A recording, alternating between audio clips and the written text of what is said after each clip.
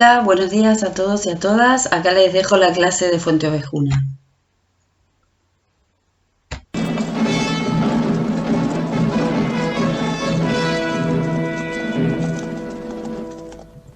De Fuente Ovejuna, la niña en cabellos baja, el caballero la sigue de la cruz de Calatrava. El caballero reía mientras la niña lloraba, llanto y risa por el valle los iba llevando el agua. Entre las ramas se esconde de vergonzosa y turbada, fingiendo que no le ha visto, pone delante las ramas. ¿Para qué te escondes, niña gallarda, que mis dulces deseos haré despasar? Acercóse el caballero y la confusa y turbada, hacer quiso celosías de las intrincadas ramas, mas como quien tiene amor, los mares y las montañas atraviesa fácilmente, le dice tales palabras. ¿Para qué te escondes, niña gallarda, que mis linces deseos haré despasar? Bueno, elegí comenzar esta presentación con esta canción, que en realidad es una canción que vamos a encontrar dentro de la obra en el segundo acto, con motivo de la música que tocan los músicos, con motivo de las bodas de Laurencia y de Frondoso. Y me pareció importante, interesante empezar, o sea, que la primera impresión de la obra fuera esta canción, porque la canción nos está como mostrando algunas cuestiones que después vamos a poder retomar y que van a construir sentido. La primera de ellas es esta especie de anticipo de que vamos a estar inmersos en una obra construida con una fuerte impronta relacionada con la tradición, con lo tradicional, con la tradición oral, con los cantos, y esto se ve no solamente en esta canción que se incluye aquí, sino también, por ejemplo, en el primer acto con la bienvenida al comendador cuando llega a Fuente Ovejuna. Por otro lado, esta canción también, si prestamos atención a lo que dice y al contexto dramático en el cual se produce, que como les decía recién eran las bodas entre Laurencia y Frondoso, también va a dar cuenta de lo que va a ser esta especie de subgénero o de particularidad que tiene esta comedia, que es que se la incluya dentro de lo que se conoce como las comedias de ambiente rural, las comedias de honra villana, las comedias villanescas, es decir, porque plantean o se plantean en un espacio en el cual se puede ver claramente una suerte de idealización muy fuerte del habitante de esos espacios rurales, pero del habitante del trabajador de esos espacios rurales, digo, del labrador, no una idealización del tipo de la literatura pastoril, en donde tenemos como una idealización ya más clasista, por pensarlo de alguna manera, sino que aquí hay una reivindicación del labrador en tanto hombre del trabajo manual que, motoriza la economía y mantiene las ciudades, y también dentro de la idea de que el labrador son las personas cuya sangre, hacia arriba, son como insospechados de no ser cristianos viejos. Entonces por acá pasa esta idealización y es una idealización que la vamos a ver a lo largo de toda la obra y vamos a ver debates acerca de esto a lo largo de toda la obra. Y la última razón por la cual me pareció interesante comenzar con esta canción es porque de alguna manera, funcionaría de modo análogo a cómo funcionaba la copla en El Caballero de Olmedo. Es decir, presagiando, augurando algo que va a suceder luego en la realidad dramática, es decir, construyendo esto de un inserto lírico, ¿sí?, cuando en realidad lo que se está haciendo es presagiando lo que realmente va a suceder en escena, ¿no? Arriba del escenario. O sea, un preanuncio de que la felicidad de estos recién casados no va a durar mucho, con lo cual también lo que anuncia de alguna manera a un espectador medianamente avispado es una suerte de señal de, un poco como funcionaba en El Caballero de Olmedo, de que, bueno, estamos frente a una comedia que no se va a resolver por el lado de la comicidad, sino que también de alguna manera va a ir derivando en la tragedia. El recorrido que les traigo para hoy es ver algunas cuestiones de la obra generales, o sea, ver un poco el argumento, pero para que tengamos un poco de idea de lo que estamos hablando, de cómo está armada. Después pensé dos ejes, una tuviera que ver con la dramaturgia y otra que tuviera que ver con la ideología. En realidad, esto se me ocurrió plantearlo así porque me parece que acá sí que no nos queda ningún tipo de duda de pensar Fuenteovejuna como una suerte de drama histórico. Digo, esa ambigüedad que teníamos en El Caballero, me parece que en Fuenteovejuna no se produce. Y bueno, en realidad hace mucho tiempo teníamos un proyecto de teatro histórico de Lope de Vega y un proyecto de investigación, y el proyecto se llamaba Dramaturgia e Ideología en el Teatro de Lope de Vega.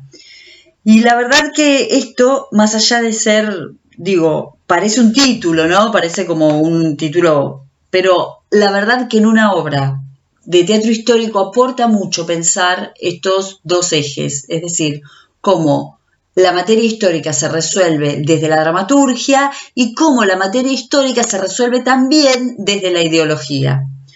Algo que estuvimos diciendo en estos encuentros es que una de las características del teatro de tema histórico, además de configurar un bloque bastante importante en la producción de Lope en determinado momento, ¿no?, de su producción, otra de las características, pero en general, es que se recontextualiza constantemente.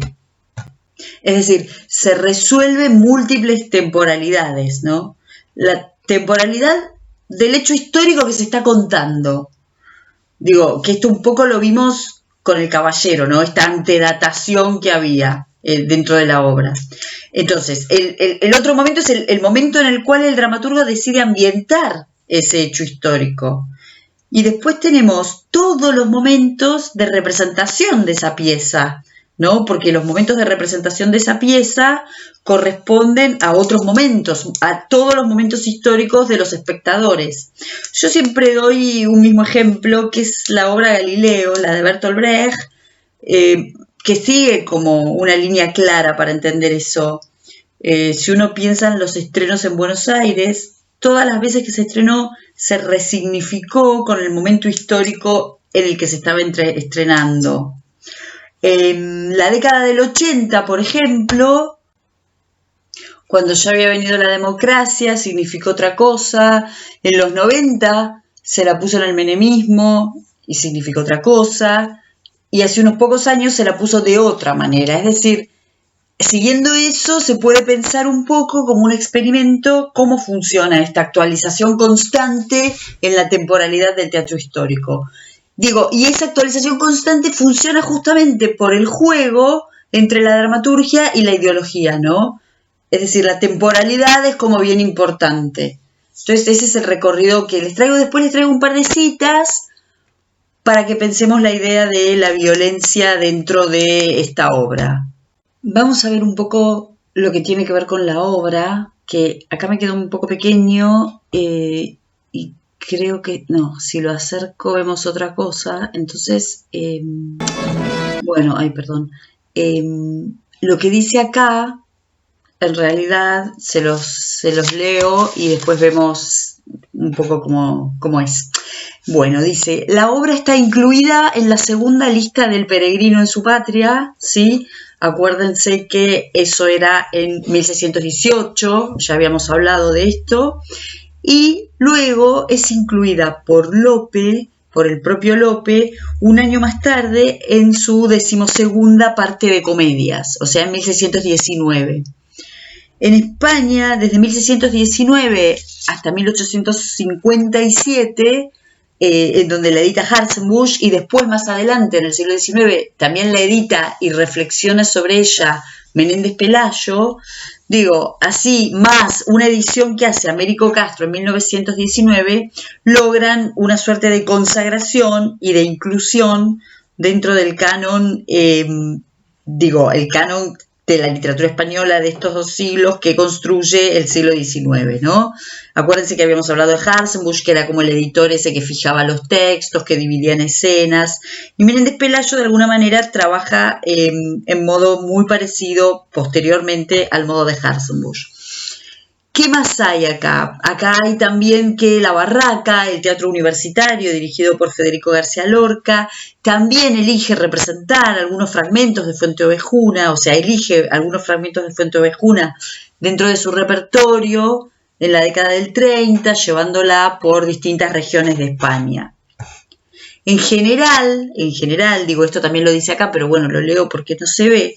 En toda Europa, Fuenteovejuna es un texto como que queda, el éxito queda en el siglo XVII, pero luego en toda Europa, como ya sabemos y ya lo mencionamos en un par de ocasiones, a partir del romanticismo hay como un interés por Lope de Vega, como yo les decía en algún momento, sobre todo a partir de los primeros románticos, y a partir entonces del romanticismo hay una gran cantidad de ediciones, de estudios, de traducciones, de adaptaciones escénicas, cinematográficas para la tele, que ubican a Fuenteovejuna como un clásico de la literatura española y universal. Esto también produce que haya numerosas lecturas divergentes y contradictorias del texto. Y esto hace que sea una de las obras, seguramente junto con La vida es sueño, más citadas, más conocidas, más representadas, más adaptadas, más traducidas, bueno, más todo de estos dos siglos del teatro español, ¿no? Es decir, una obra bien canónica, ubicada, como les decía, a la par de La vida es sueño calderoniana.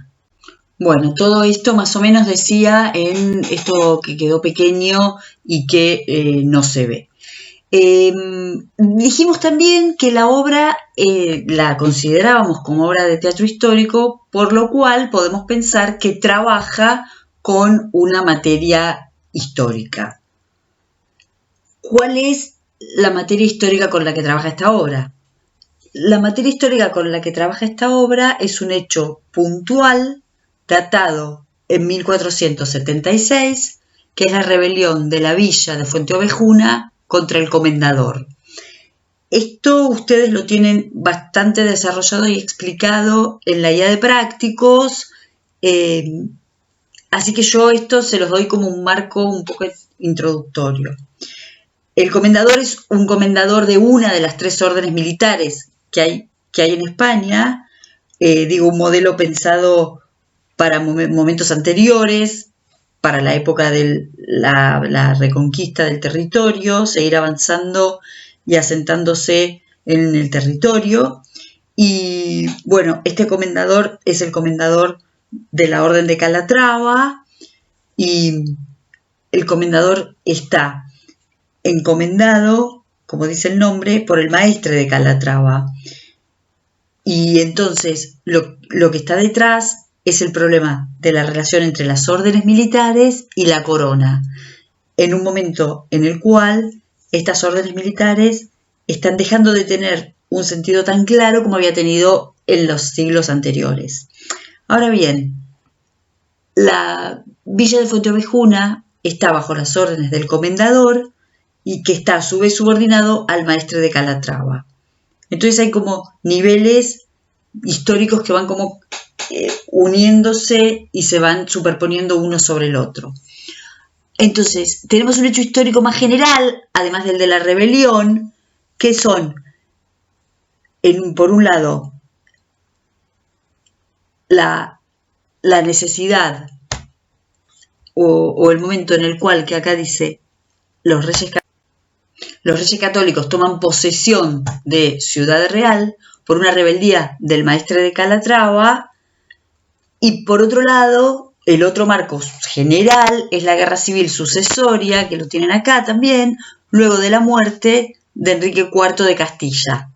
O sea, una guerra civil sobre la cual no me voy a detener, pero que lo que nos interesa, digo que lo que nos interesa de esta guerra civil o del remitirse a esta guerra civil es que es una lucha sucesoria entre Isabel de Castilla y Juana la Beltraneja. Y con el triunfo de Isabel de Castilla, lo que va a estar como vislumbrándose y jugando el teatro histórico con esto es que va a entrar en juego una idea de nueva monarquía que es la que va a estar reivindicando Fuenteovejuna. Entonces digo, este marco más general es importante a los efectos de la verosimilitud del relato, de la verosimilitud de la construcción dramática, pero también a los efectos, y volvemos un poco a cómo empezaba yo, a los efectos de, digo, qué imagen de monarquía se está intentando dar en 1618, 1619, en esta obra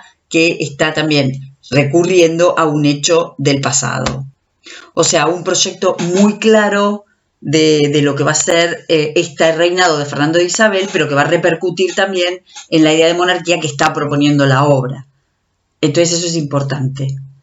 Entonces tenemos como muchas situaciones una dentro de la otra.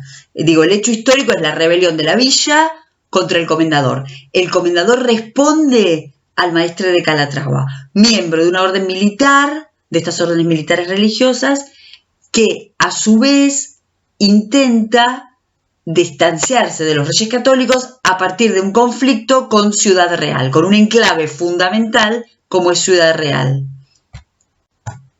Y por otro lado tenemos el marco mucho más general, que es la disputa por el trono de Castilla contra Juana la Beltraneja. Y como la disputa se da hacia el territorio de Portugal, Ciudad Real, por como está ubicada geográficamente, le sirve a los reyes como un lugar de paso para sus tropas, para descansar sus tropas, para abastecer a las tropas, digo, como un lugar geopolítico, digamos, fundamental en lo que es esta guerra, para el avance del ejército.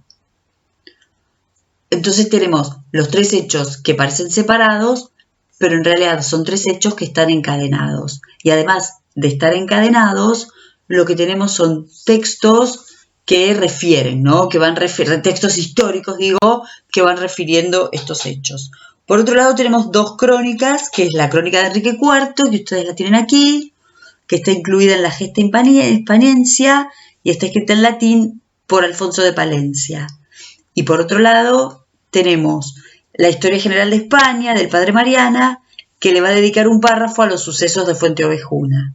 Y después tenemos lo que va a ser la fuente más utilizada por Lope, que es la crónica de las tres órdenes y caballerías de Santiago, Calatrava y Alcántara, de Francisco de Rades y Andrada, que está publicada, como ven acá, en 1572 y que contiene un relato de los sucesos de Fuenteovejuna. Es la fuente escrita más probable de la comedia. ¿Por qué se dice que es la fuente escrita más probable de la comedia?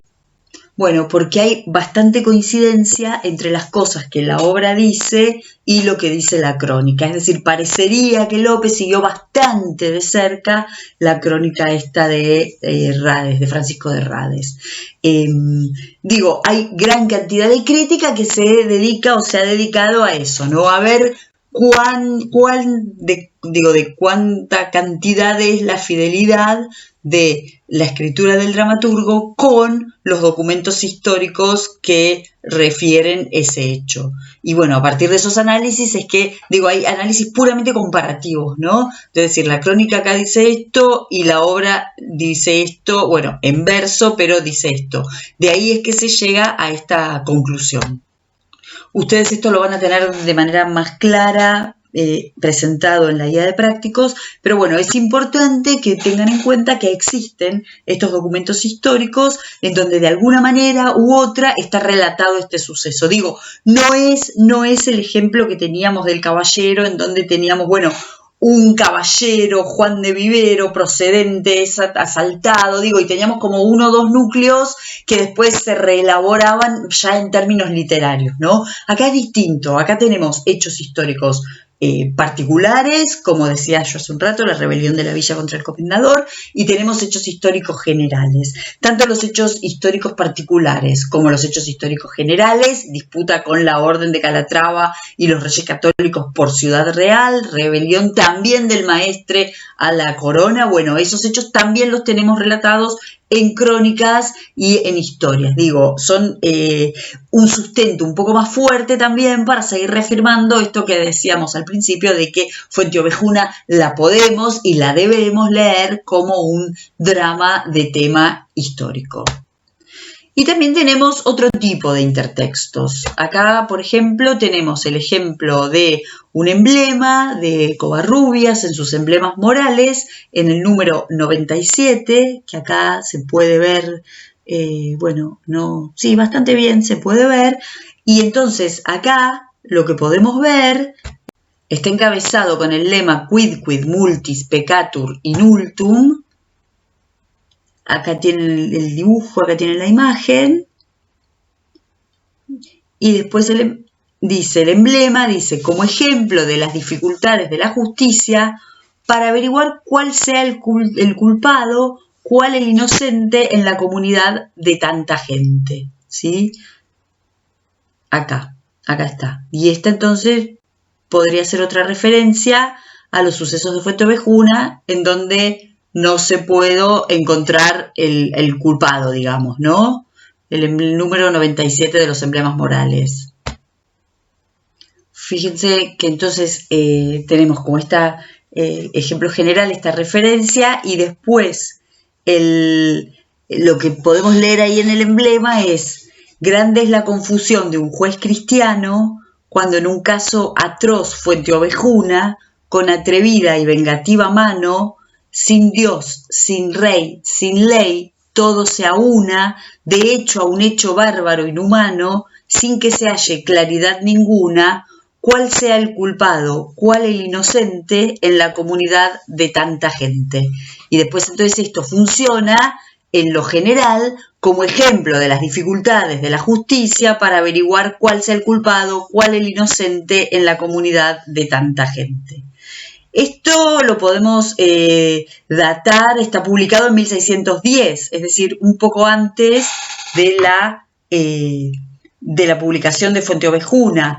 Podemos pensar que esto pudo inspirar a Lope o hacerlo creer que era un tema, digamos, sugerirle el tema de la obra, pero lo que digo, después lo vamos a ver de manera más clara, pero si ya pensando en lo que dice esto y lo que resuelve Fuenteovejuna, no hay duda de que Lope en realidad la obra está ubicada en la posición contraria a la de Covarrubias, ¿no? Es decir, vamos a ver que la negación de los villanos de Fuenteovejuna a confesar una autoría individual del crimen, el apostar por este personaje colectivo, por este héroe colectivo, en realidad justamente está funcionando de manera absolutamente positiva dentro de la construcción dramática y de ningún modo se está mostrando que esto es, digamos, que no hay Dios, que no hay rey, que no hay ley, ¿no? Entonces, bien, esto podemos pensar que pudo, digamos, como decía yo recién, sugerirle a Lope que este asunto podría ser interesante,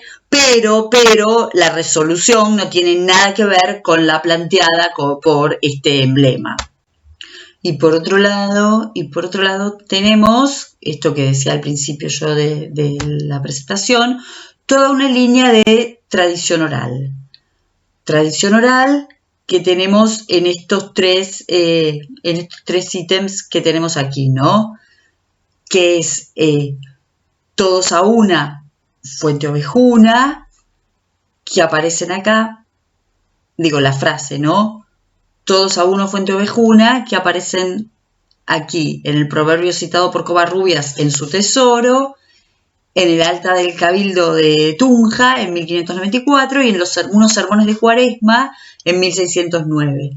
Por otro lado, la tradición oral también la podemos percibir en estas canciones, en estas cosas que a la manera se tratan de incluir acá. Entonces es una manera también de manifestar dentro del texto que es un texto que trae una huella fuerte de algo que se ha transmitido por tradición oral, que en este caso, digo, adentro del texto son las canciones y así, pero, digo, están estos 3 ejemplos en donde está la frase esta, todos a una, fuente ovejuna, que está dando idea también de esta construcción de siempre casi la misma idea, ¿no? Un héroe colectivo que surge de la villa.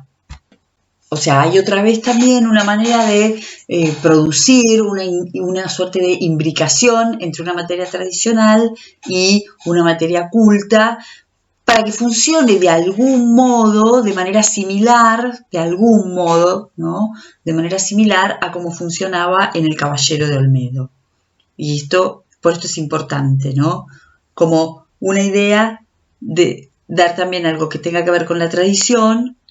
Y seguramente es esto lo que además de esta idea del protagonista y colectivo, además de entonces de este protagonista colectivo, se trata como de mostrar también una suerte de eco de lo popular, de lo tradicional, y es esto seguramente lo que le gustó en esa crítica elogiosa que hace en su estudio preliminar Menéndez Pelayo, ¿no? Y eso seguramente que también es lo que vio inmediatamente el romanticismo alemán.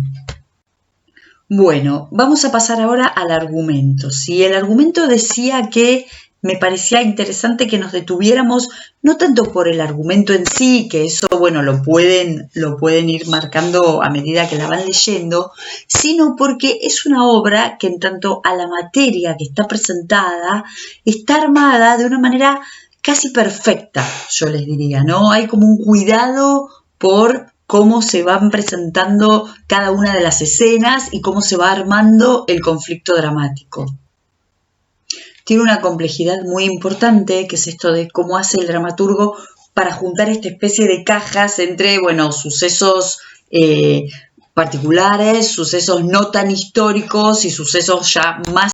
Estos 3 niveles, ¿no? Esto de no tan histórico, un poco más histórico y un marco histórico, complejiza la estructura, pero en lo que tiene que ver con el hecho dramático está bien armado y bien logrado, ¿no? Que eso también, digo, construye esta casi perfección de Fuente Ovejuna. En un primer acto tenemos la presentación de los personajes y el conflicto. Acá no tenemos de ninguna manera esa ambigüedad, esa cosa anfibia que veíamos en El Caballero, que no sabíamos muy bien por qué género se iba a decantar la obra, ¿no? Digo, acá, o sea, eso que decíamos de segundo acto, que no sabíamos muy bien cómo iba, por dónde iba, si iba a ser cómica, si iba a ser trágica. Acá es todo mucho más lineal, pese a esa complejidad que decíamos, ¿no? De los sucesos. Y mucho más clara y mucho más, si quieren, cercana a lo que se había planteado Lope en el Arte Nuevo. O sea, una modalidad de armado dramático bien clara. De esta manera no vamos a pensar en las diferencias de género, ¿no? En esto del Caballero que teníamos medio como al principio una comedia cómica, después una comedia, tragedia y después teníamos la tragedia, sino que acá cada uno de los actos va a tener una función clara en lo que es la presentación de la materia, ¿no? En la construcción de la materia. Entonces, en el primer acto vamos a tener esto que dice la presentación de los personajes y de su conflicto.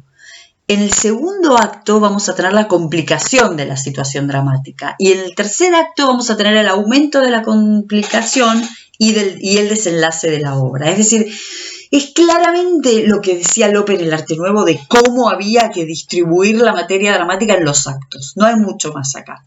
Ahora, lo interesante es que todo esto ocurre en una suerte de espiral que lleva del orden viejo, ¿sí? Una sociedad feudal aún no puesta en crisis. Digo, el ejemplo más claro de eso es esta bienvenida, esta primera entrada del comendador a Fuente Ovejuna y la bienvenida que le dan, ¿no?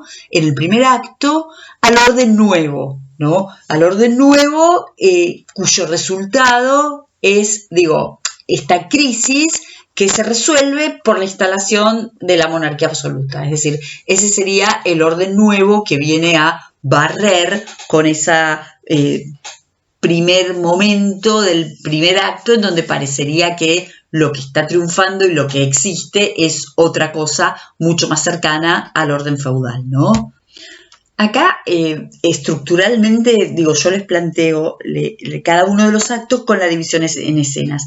Y vamos a ver que, con todo lo que estuvimos hablando de las escenas y esto, vamos a ver que cada acto tiene más escenas que lo que yo les proponía que tenían los actos más o menos convencionales, ¿no? ¿Se acuerdan que habíamos hablado de que los actos generalmente no tenían más de 3 o 4 escenas? Bueno, acá tenemos no el problema, pero acá tenemos la curiosidad que el acto segundo tiene 5 y el acto tercero tiene 7. Y esto en realidad tiene que ver con esta coexistencia entre los sucesos particulares de Fuenteovejuna y los sucesos más generales que tienen que ver con la guerra civil, el espacio de los reyes Fernando e Isabel, que está presente como un espacio paralelo al espacio de Fuenteovejuna, ¿no? Que, bueno, finalmente después en este entramado dramático tan trabado, pero tan bien logrado, al final se van a unir en este orden que decíamos que, como en toda obra, se resuelve rapidísimo al final del tercer acto. Ahí se van a juntar estas dos cadenas de hechos, que en realidad es lo que Juan Manuel Rosas llama la primera y la segunda acción en Fuenteovejuna. Entonces, estas dos acciones se van a llevar por carriles paralelos, y esto es lo que va a hacer que el segundo acto y el tercer acto tengan bastantes más escenas que las esperables en este tipo de obras. En el primer acto, lo primero que vamos a tener, es decir, la primera escena que vamos a tener, es la presentación de un conflicto entre la nobleza y la monarquía, que se va a llevar adelante en la sala del palacio del maestre de Calatrava, justamente, y es un conflicto que va a cruzar toda la obra, porque en realidad a lo que estamos asistiendo es a un orden nuevo que tiene que abrirse paso y tiene que instaurarse la monarquía absoluta. Entonces, este conflicto va a atravesar toda la obra. La vieja nobleza, que tiene que cambiar sus prácticas, que tiene que cambiar sus relaciones feudales, que tiene que cambiar un montón de cosas para que pueda acceder también a ese nuevo orden. Y lo que nos está diciendo la obra es que aquel noble que no puede acceder a ese nuevo orden, claramente no va a sobrevivir. Y claramente ya desde esta primera escena se muestra al comendador como un representante de ese viejo orden, ¿no? Es decir, frente a una especie de prepotencia, de soberbia. Fíjense que empieza como con dos preguntas: que sabe el maestre que estoy en la villa, sabe que soy Fernán Gómez de Guzmán. Es decir, como que son dos preguntas que, digamos, ya nos están dejando ver que estamos frente a un noble que no entiende que el otro no entienda, ¿sí? La segunda escena, sí, inmediatamente nos transporta, ¿no?, a otro espacio, que es al espacio de Fuenteovejuna, justamente la plaza de Fuenteovejuna.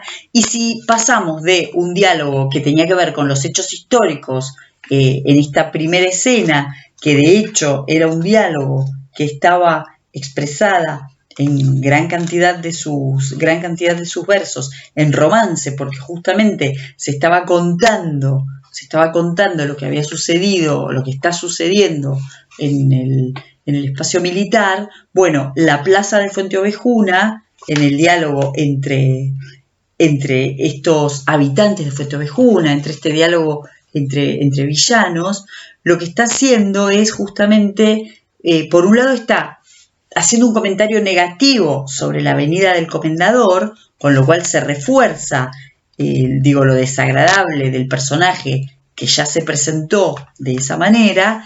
Y por otro lado, lo que está haciendo también es dando como una especie de, como de relato de la prehistoria del comendador y su relación violenta con las mujeres de Fuenteovejuna. Paralelamente, en este mismo diálogo, lo que hay es una suerte de menosprecio de corte y alabanza de aldea, digo, esa especie de tópico, que en este caso se reformula de alguna manera en términos, digo, realistas, ¿no? Se reformula en términos de elementos propios del espacio rural, pero justamente podemos ver esa diferencia que yo les decía al principio del video, que es una diferencia la diferencia que podemos ver entre una literatura pastoril y una literatura en clave villana, ¿no? En clave rural, digamos. Fíjense que, digo, todos los relatos que hace Laurencia de, digo, esta suerte de alabanza de aldea, en realidad son relatos que tienen que ver con la comida, bueno, todas con cuestiones que los podemos relacionar con esta idea de que no se está idealizando, no se está construyendo un ambiente pastoril en estos momentos, sino que se está representando el ambiente villanesco. Esta descripción del espacio es importante porque en este diálogo entre Laurencia y Pascuala, en la parte anterior, en donde venía estos comentarios negativos acerca de la venida del comendador, en realidad también se van a plantear los tres ejes que van a cruzar la obra, que son la idea del amor, la idea del honor y la idea del poder. Y en el espacio de Fuenteovejuna se van a redefinir esos términos, ¿sí? Se va a redefinir el término del amor, de hecho va a haber conversaciones de los habitantes de Fuenteovejuna en relación con qué es el amor, va a haber también reflexiones acerca del honor, qué es lo que da el honor y qué es lo que no da el honor, ¿sí? Y por último va a haber un posicionamiento frente al poder. Entonces digo, es importante como estos tres ejes, que son tres ejes que ya habíamos visto, que son como fundamentales en lo que es la temática de la comedia nueva, en este caso van a ser reformulados por el espacio en el cual se están dramatizando, ¿no? Digo, este menosprecio de corte y alabanza de aldea no solamente nos sirve para construir el espacio de la comedia, sino también nos sirve para habilitar que dentro de ese espacio estos tres ejes tópicos de la comedia nueva se reformulen y se les cambie el sentido, la percepción y las posibilidades de construcción dramática de los tres, ¿no? Tanto del amor como del honor como del poder. Y fíjense además que es interesante que esta escena antecede, en esta escena habría como dos partes y la segunda parte es la llegada de Fernán Gómez, la llegada del comendador. Pero fíjense que antes de que llegue ya pasó esta mini descripción del comendador en términos negativos, ¿sí? Entre Laurencia y Pascuala, que termina con esta reflexión de Pascuala en los versos 196 y 197, que le dice a Laurencia: tendré yo por maravilla que te escapes de su mano. Después tenemos un diálogo entre Laurencia y Frondoso, que ocupa esto que decíamos, ¿no? Del amor, el honor y el poder, cómo se reformulan en este espacio. Teníamos una disputa acerca del amor que se hace entre Laurencia y Frondoso, que la podemos leer entre los versos 291 y el verso más o menos 420, y luego tenemos, un poco más, y después tenemos justamente el verso 435, en donde directamente ya se tematiza, inmediatamente antes de la entrada del comendador, se tematiza la cuestión del honor, ¿no? Entonces, fíjense, marquen estos versos que son importantes porque tenemos a Mengo que dice, es el verso 435, que le pregunta a Laurencia: ¿amas tú? Y Laurencia le responde: mi propio honor, ¿sí? O sea, esto que decíamos de los tres temas que van a estar presentes. Bien, decía entonces que la segunda parte de esta escena es la entrada del comendador a Fuenteovejuna. Fíjense lo que tenemos acá escrito más arriba, que dice que el orden viejo es una sociedad feudal aún no puesta en crisis en este primer acto, y esto se marca, como les decía hace un rato, por un lado con el relato en romance también, ¿no?, de las hazañas militares del comendador por parte de su criado Flores, y después, inmediatamente después, fíjense que viene el recibimiento, que es un recibimiento cantado, es un recibimiento que está como marcando determinadas cuestiones que hacen como un lenguaje arcaico. Fíjense que lo leemos si quieren, es lo que va del verso 529 al 544, sea bienvenido el comendadore. Fíjense que tienen esa E paragógica que es marca de un arcaísmo, de rendir las tierras y matar los hombres, vivan los guzmanes, vivan los girones. Si en las paces blando, dulce en las razones, venciendo morisco fuerte como un roble, de Ciudad Real, ahí tiene otra vez la E, viene vencedore, que a Fuente Ovejuna trae los suspendones, viva muchos años, viva Fernán Gómez. Fíjense que es una bienvenida que viene inmediatamente después del relato de los triunfos y de alguna manera queda como medio ambiguo porque podría ser que viene en realidad de esa actividad antigua que tenía que ver con la actividad militar de estas órdenes en el momento de la reconquista, ¿no? De avanzar territorio para recuperar, para hacer retroceder a los moros, ¿no? Y fíjense acá que él aparentemente trae como esa marca de antigüedad, ¿no? Parecería ser un personaje venido de otro siglo, en términos de esto que estamos diciendo de un orden viejo. Fíjense que lo reciben con cantos, también lo reciben con presentes, ¿sí? Como una especie de rito feudal en donde le tienen que ofrecer. Fíjense que le ofrecen como los frutos del lugar, ¿sí? Y no sé si lo marcaron esto, pero lo podemos marcar a partir del verso 545, que arrancan los endecasílabos, ¿no? En el diálogo entre el comendador y los ancianos de la villa, uno de los cuales es Esteban, que es el alcalde y es el padre de Laurencia. Y fíjense entonces que le ofrecen como todos los dones propios del lugar, los gansos, cebones en sal, cecinas. Bueno, fíjense que le dan todo un presente como de recibimiento, una bienvenida que se suma, los objetos se suman a los cantos y a los bailes. Pero fíjense que inmediatamente después, cierran con otro canto e inmediatamente después comienza como este acoso a las mujeres, ¿no? Que sería como se cierra toda esta segunda escena que ocurre en Fuente Ovejuna. Con lo cual percibimos esta trabazón bien coherente, ¿no? Una presentación en un diálogo negativa, un posicionamiento de los habitantes de Fuente Ovejuna frente a estos conceptos del amor, del honor, todavía no del poder, pero bueno, del amor y del honor, la llegada del comendador en una clara marca de esto que decíamos, personaje como de otro orden, y después inmediatamente, a partir de la acción de esta persecución a las dos mujeres, fíjense que se reafirma lo que se dijo antes, y de alguna manera se reafirma también esa presentación un tanto soberbia del personaje en esa primera escena que tenía que ver con la segunda acción, con la acción histórica, y no tenía tanto que ver con esta acción puntual de la villa, ¿no? Fíjense cuando dice el verso 602, por ejemplo, que les dice, mías no sois, ¿sí? O sea, como esto de lo mismo que los objetos que le entregaban, bueno, las mujeres del lugar funcionan de manera similar.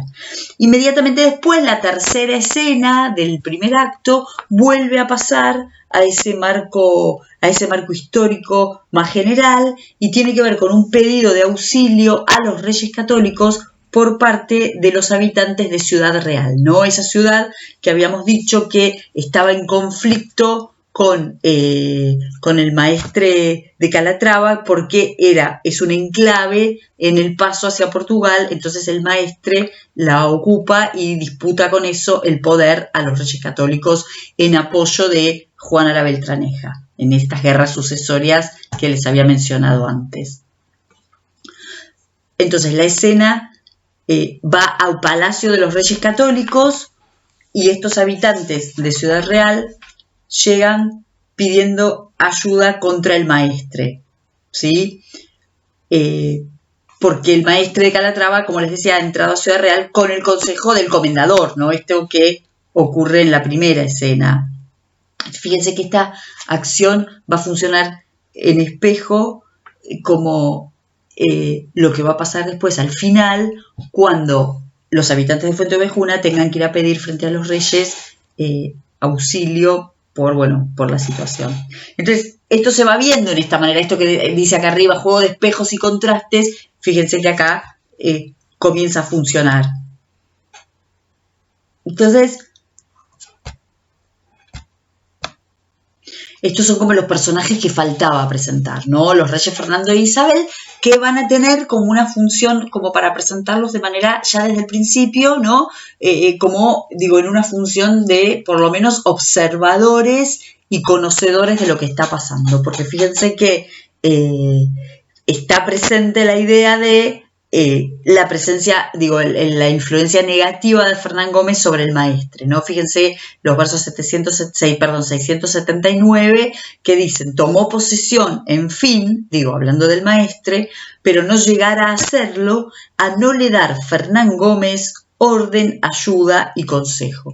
Y fíjense que los reyes preguntan ¿dónde queda Fernán Gómez? Y le responden en Fuente Ovejuna. Es decir, hay como una idea, ¿sí?, de que los reyes van a estar actuando tanto en la segunda acción, en la histórica, como en la primera. Porque acá con este diálogo es como que de alguna manera se unen en un punto las dos acciones, ¿sí? Igual luego se van a separar.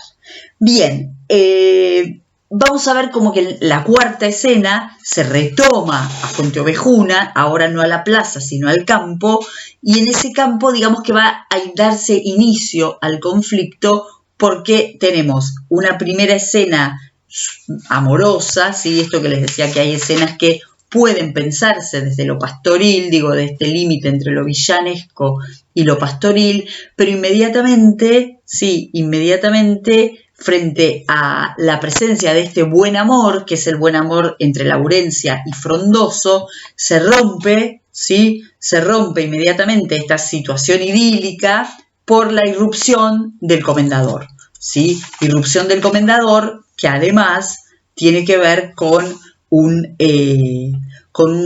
especie de desafío de Frondoso al comendador para no dejar que el comendador viole a Laurencia, ¿sí? Entonces fíjense que le saca una ballesta y lo apunta con la ballesta, y fíjense que una de las frases del comendador es perro villano, ¿sí? O sea, y Frondoso no siente villano como insulto y le dice solo no hay perro, ¿sí? Esto en el verso 830, pero fíjense que después se inicia el conflicto no solamente por esto, sino porque el comendador, en este orden viejo que está representando, no puede responderle a Frondoso, ¿sí? No puede mezclar las clases sociales. Y entonces fíjense que en el verso 850 dice, tira infame, tira y guárdate que rompo las leyes de caballero, ¿sí? Con lo cual no puede interactuar, pero promete venganza. Y entonces queda cerrado el primer acto con esta clara idea de que se va a producir un conflicto, y un conflicto serio. O sea, no hay modo acá de pensar que esto va a tener un desenlace no trágico, y no hay demasiado lugar para la comicidad, ¿no? Entonces, bueno, acá tenemos esto nuevamente, el hecho histórico conocido, que termina mal y que es conocido y que se está relatando eso. El conflicto entonces va avanzando, se va complicando, y en el acto segundo el comendador visita a Esteban, que ya dijimos que era el padre de Laurencia, para quejarse de su hija, ¿sí? Y para quejarse de que la hija no acepta estar con él, no acepta sus requerimientos. Y paralelamente le llega el anuncio de la caída de Ciudad Real a manos de los reyes. Entonces acá lo que podemos percibir es una doble derrota del comendador, ¿no? Una derrota en lo privado, que no puede acceder al cuerpo de una mujer, le es negado un cuerpo de una mujer cuando nunca se lo es negado, y en lo público, en lo público la derrota de la ciudad real, que tomada por el maestre de Calatrava, recomendado por él, ¿no? Entonces, acá así arranca, digamos. En la segunda escena, fíjense que en esta actividad paralela de perseguir a Laurencia por parte del señor, bueno, fíjense que Flores y Ortuño la raptan a Jacinta, a quien trata en vano de defender Mengo, ¿no? Es decir, y la raptan con éxito. Y ahí hay algunos diálogos que tienen que ver con el honor y con la recepción y con la concepción del honor que tienen los nobles de los villanos, y es algo que va a cruzar el diálogo entre estos personajes. Los habitantes de Fuente Ovejuna, para el comendador y para sus criados, digamos, no son registrados en lo que tiene que ver con el honor. Los habitantes de Fuente Ovejuna están invisibilizados para el comendador y para sus criados en lo que tienen que ver con el honor y en lo que tienen que ver como persona, ¿no? Las mujeres son solo carne. En algún momento lo dicen en eso, ¿no? Carne para el apetito del comendador. Y por otro lado, tampoco tienen honor. Entonces, bueno, estas cosas, si no tienen honor, no tienen nada que perder, mientras que los habitantes de Fuente Ovejuna están todo el tiempo reivindicando su honor. Y también están reivindicando y debatiendo acerca de las características del amor, ¿no? Entonces, el honor que les viene sobre todo por la limpieza de sangre, y el amor que, las reflexiones que están llevando siempre adelante tienen que ver con construir una idea del amor diferente a la idea de mero apetito carnal que poseen los nobles. Y en este punto también se puede ver un modo de cambiar los órdenes, ¿no? De cambiar los órdenes. Entonces, fíjense que tenemos, por un lado, el caballero, el noble, que no entiende, y por otro lado, la idea de una suerte de reivindicación por parte de la obra de los habitantes de estas villas, ¿no? De los villanos y de las villanas, por supuesto. Porque además tenemos esta relación, material que decíamos al principio, que son quienes están en la realidad abasteciendo el alimento de toda la población. Entonces, la comedia, ¿sí?, se hace eco de esta situación, y entonces reivindica en este espacio genérico particular, que es el de la comedia villanesca, reivindica esta función, nutricia y esencial de los habitantes rurales. Y es entonces a partir de esta idea que son personajes que están absolutamente idealizados. Y por otro lado, por lo que tiene que ver con el honor, que decíamos recién, que son personajes que son casi en donde más se garantiza la limpieza de sangre, en donde casi no hay sospechas de ser cristianos nuevos. Y entonces refuerzan esta idea que tienen de honor. Y todo el tiempo lo que hacen estos personajes también es demostrar que su honor es un honor distinto al del honor de los nobles. O sea, es algo que los nobles no pueden comprender, ¿no? Es algo que se ve en esta serie de obras y que también produce los conflictos, ¿no? La diferencia de percepción de las cuestiones. Entonces, a veces son problemas que tienen que ver con el cuerpo femenino, pero hay veces que no. O sea, hay veces que tiene que ver con la diferencia en la intelección de estas ideas. Y hay obras en las cuales no está un cuerpo femenino como depositario de la honra del varón en medio. Y sin embargo se producen estos conflictos, ¿sí? Bien, entonces, el acto ahora otra vez vuelve a poner la segunda acción, ¿sí?, que es la caída de Ciudad Real, ¿sí?, y la retirada del maestre y del comendador. Entonces el maestre se propone resolver la situación frente a los Reyes Católicos, y el comendador regresa a Fuente Ovejuna, es decir, después de la derrota hay como una retirada.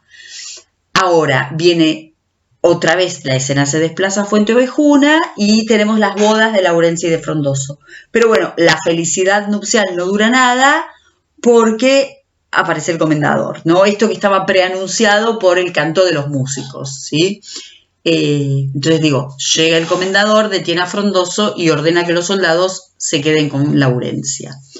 El acto tercero comienza con la reunión, ¿sí?, en donde están decidiendo qué hacer, con medio tibieza, que no saben, que no deciden, y aparece Laurencia. Y entonces Laurencia aparece despeinada, como un signo de la violación, ¿no? La violación viene como que está desmelenada, y entonces lo que hace es produce una arenga que es bastante similar a las arengas de las mujeres en la épica, y entonces, bueno, a partir de esta especie de movilización que logra Laurencia de todos los varones que estaban medio como sin saber qué hacer, se produce la marcha a la casa del comendador y el asesinato, ¿sí? Ahí otra vez la escena se traslada al Palacio de los Reyes Católicos, en donde Flores relata lo que ha pasado y los reyes deciden enviar un pesquisidor, una especie de investigador que va a ser el que va a ir en realidad a torturar a los habitantes de Fuenteovejuna para que confiesen, ¿no? En como una especie de espiral también de violencia. Mientras tanto, ¿qué hacen en Fuenteovejuna? Bueno, en Fuenteovejuna en realidad celebran que se sacaron de encima del comendador y colocan el escudo real. Es decir, participan dentro de esa discusión entre las dos acciones. Inmediatamente después se va a la otra segunda acción, en donde hay una reconciliación entre el maestre y los reyes católicos. Es decir, el maestre decide reconciliarse echándole la culpa al comendador, que fue quien lo mal aconsejó. Con lo cual el comendador ya queda, en el plano público, ya queda absolutamente derrotado, ¿no? Después ya otra vez a Fuenteovejuna, en donde llega el torturador, y entonces la respuesta unánime cuando tortura es Fuenteovejuna lo hizo, con lo cual no puede elegir un culpable, no puede decir quién fue el que lo mató, y la última escena, todo el pueblo de Fuenteovejuna frente a los reyes, el rey los perdona, y en realidad el subterfugio para el perdón es que al no saber quién es quien lo hizo, no puede condenar a nadie. Entonces decide que la ciudad pase al dominio real, pero que en cualquier momento puede volver al maestre de Calatrava. Este es un poco el argumento para que lo tengan claro y para más o menos para que vean cómo está imbricada las dos acciones, ¿no? Es medio difícil, está bien que esto es medio plomo tenerlo acá, pero bueno, por lo menos para que tengan una idea de cómo van las dos acciones en paralelo y se van como intersectando hasta el final en donde se juntan, ¿no? Bueno, seguimos entonces adelante en lo que podemos pensar con lo que tiene que ver con el armado de la dramaturgia, es esto que venimos pensando de los tres ejes de amor, honor y poder, ¿no? Estos tres ejes se pueden ver en el tema de las acciones, la primera y la segunda acción, de los espacios que se derivan en la oposición entre la plaza y el campo de Fuenteovejuna y el Palacio de los Reyes y el Palacio del Maestre de Calatrava, luego en los personajes, en la estructura y después, bueno, estas dos cosas de acá que después cuando lleguemos vamos a aclarar bien qué es lo que...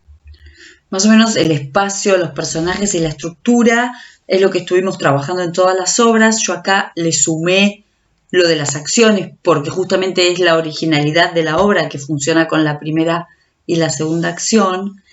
Y acá lo que quería que pensáramos un poco era cómo funciona la idea de la intrahistoria y la historia y cómo son las posibilidades para juntarlas, ¿no? Para juntar esto que en realidad es cómo se juntan las dos acciones.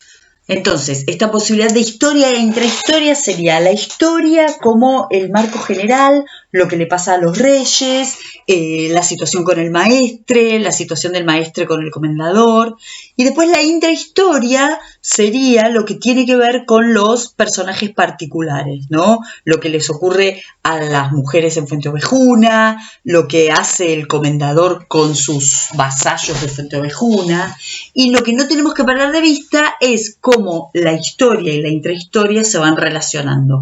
Un ejemplo, decíamos que la obra termina con el perdón de los reyes hacia los habitantes de Fuenteovejuna, y decíamos que la excusa, o el modo de solucionar esto es que no pueden castigar al culpable porque no se sabe quién es el culpable, porque todos deciden y todas deciden asumir colectivamente el asesinato del comendador. Pero si nosotros pensamos en estos términos de dos acciones, también podemos pensar que esto es solo la excusa, que en realidad inmediatamente antes se produjo una escena en donde el maestre va a reconciliarse con los reyes católicos adjudicando la responsabilidad de la traición al comendador, con lo cual sería la manera elegante en que los reyes católicos tienen para, perdonar, para perdonar a los asesinos de alguien que los ha traicionado. Recuerden que cuando el pueblo de Fuenteovejuna va a la casa del comendador para matarlo, lo hace al grito de mueran los traidores. Entonces, esas son las maneras en que tenemos que buscar que la obra une las cuestiones propias de los particulares con las cuestiones generales e históricas. En ese punto es que yo les decía que por eso es ese recorrido sobre el argumento es el que me interesaba hacer. De todas formas, en este tipo de teatro hay como algunas posibilidades para relacionar lo histórico con lo intrahistórico, ¿no?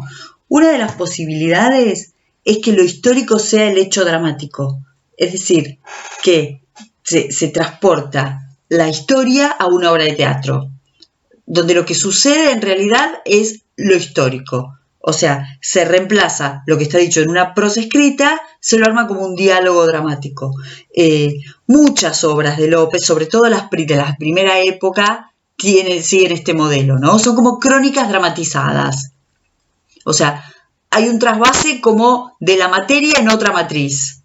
Es la manera más fácil, o más primitiva para trabajar con la materia histórica. La otra posibilidad es como una posibilidad intermedia. Lo histórico como un marco general frente a las acciones individuales. Acá podríamos pensar que en Fuenteovejuna de alguna manera sucede, pero son como estos pequeños guiños de cuando el comendador pierde, por ejemplo, la derrota que no puede raptar a Laurencia e inmediatamente viene la pérdida de Ciudad Real, ¿no? O sea, en algún momento las cosas se podrían pensar como que la historia pasa como un marco frente a las acciones individuales, pero no es claro esto, ¿sí? Es como un experimento intermedio, entre la materia histórica y los sucesos particulares.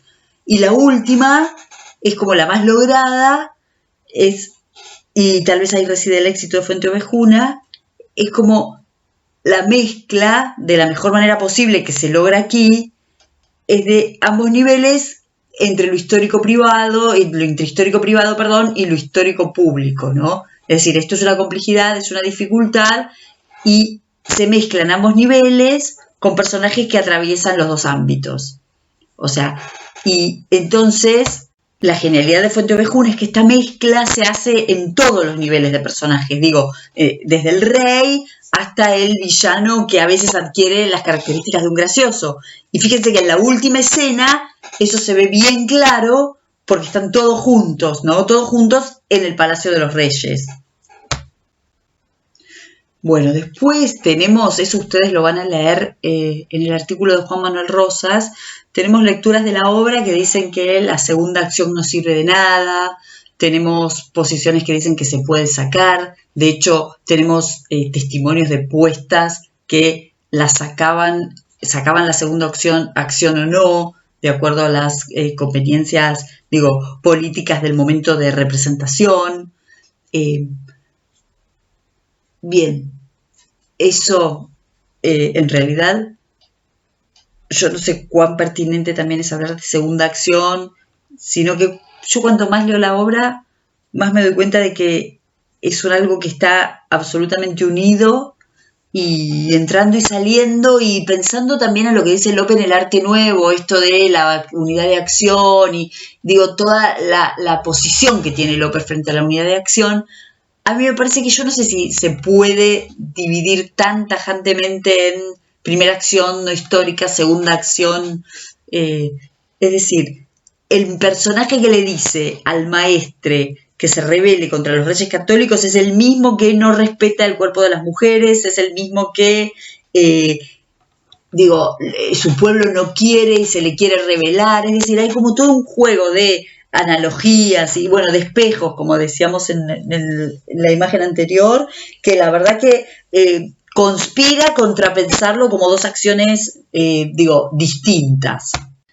Y a mí me parece que esta mezcla tan fuerte que está planteando la obra, me parece que es lo que condiciona que el protagonista sea, o sea, como lo define la crítica, no es que lo defino yo, sea un protagonista colectivo, sea un personaje colectivo, sea el pueblo de Fuenteovejuna, en tanto que es la única manera de que esto adquiera verosimilitud, porque en un último nivel queda el pueblo de Fuenteovejuna frente a los reyes. Entonces no se puede pensar en esta mezcla más que un protagonista colectivo para, no hacer frente, pero sí, reconducir ese orden y cambiar directamente el orden social en el que se ven inmersos. Y eso se logra a partir de la posibilidad de mezclar los personajes y de constituir este personaje no individual que es capaz ya de cambiar un sistema, ¿no? O sea, si no hubiera mezcla, si la acción histórica pasara por otro lado y la resolución solo tuviera que ver con una cuestión particular y puntual de honra, la resolución sería bastante diferente. Entonces me parece que está como todo junto, todo mezclado, y que justamente esta mezcla y esta posibilidad de mezcla ya supera en algo la mera mezcla genérica propuesta por la tragicomedia de mezclar personajes de distintos niveles y pasa hacia otro nivel, ¿no? Pasa hacia otra categoría que tiene que ver con la construcción de un personaje nuevo, que es un personaje colectivo y que inmediatamente después también va a ser un personaje capaz de cambiar un orden y de reivindicar este orden nuevo, no solamente hacia adentro de la obra, sino también hacia el momento de producción de esa obra, ¿no? Entonces eso es bien importante. Hay lecturas que trabajan el teatro histórico de Lope en sintonía con el teatro brechtiano, y Fuenteovejuna es uno de los ejemplos más claros que ponen esas lecturas, ¿no? Frente a esas comparaciones.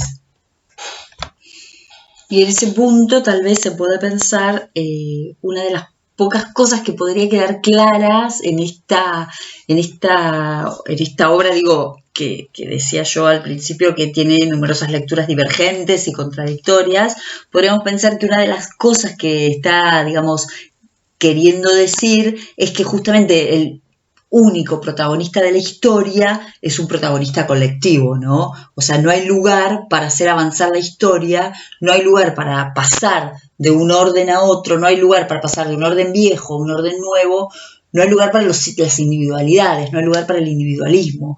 La única manera de hacer avanzar la historia, el único motor de hacer avanzar la historia son las luchas colectivas. Eso podría ser algo que podríamos pensar como conclusión a partir de esta mezcla tan fuerte entre lo histórico y lo intrahistórico, ¿no?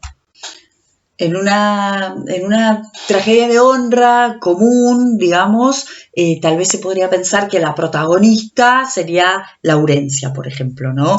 También podríamos pensar que hasta el comienzo del tercer acto la protagonista puede ser Laurencia, pero después, inmediatamente después, ella misma funciona como catalizadora para, correrse de esa centralidad y producir un protagonista colectivo, producir una suerte de héroe colectivo, con lo cual también se relativiza su lugar como la protagonista, como la personaje principal, Entonces, me parece que la obra nos está diciendo eso de alguna manera, ¿no? Estas dificultades para para encontrar un protagonista me parece que se resuelven pensando en esto. Digo, la obra funciona de la misma manera que funciona hacia adentro. Los reyes no pueden encontrar un culpable porque no hay un culpable y así es como que la obra termina sin definir un protagonista porque no le interesa definir un protagonista, sino que le interesa justamente trabajar con una acción colectiva. Bueno, seguimos. En los espacios más o menos estuvimos viendo y aquí tenemos como que la oposición corte-aldea, o sea, tenemos esta distribución paralela de los espacios, ¿no? Entre los palacios y el espacio de Fuente Ovejuna, el espacio rural, el espacio de lo villano, y la oposición corte-aldea se va a ir dando en los tres tópicos de la obra, ¿no? En la primera parte, bueno, lo que tiene que ver con el amor es mejor en la aldea. Ustedes van a tener reflexiones sobre el amor que tienen acá, entre los versos 174 y 420, estas especies de reflexiones sobre el amor. Después van a tener ese verso que leímos sobre el comendador, en donde dice eso de que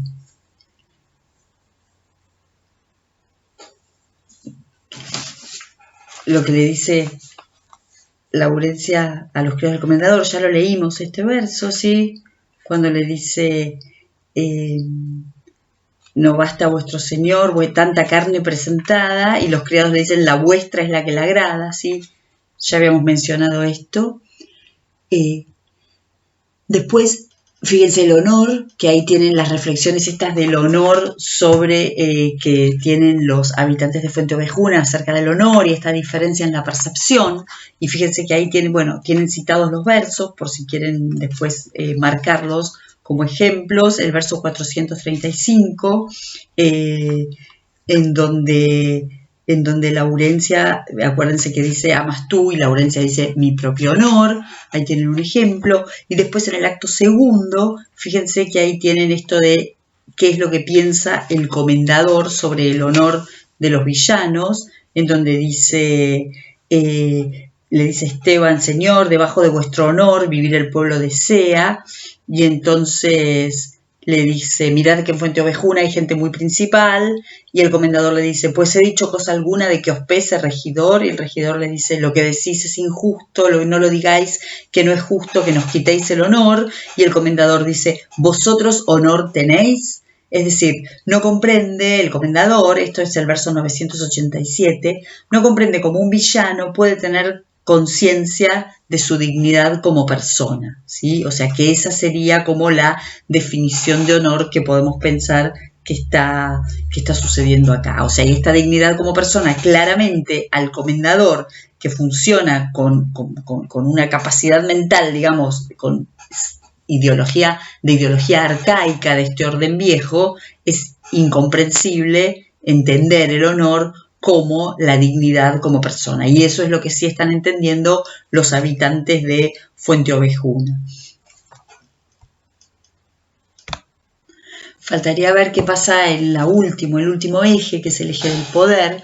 Y la verdad que en el poder se relativiza esa oposición porque el poder final es el que tienen los reyes. O sea, los reyes como centro de la segunda acción en realidad parecerían estar como encarnando una instancia superior a la oposición corte-aldea y parecerían estar como resolviéndola, ¿no? Es decir, los reyes estarían como más allá de esta oposición, que esta oposición de alguna manera también podría pertenecer a ese orden viejo y de alguna manera queda como arrasada cuando los villanos irrumpen en la casa del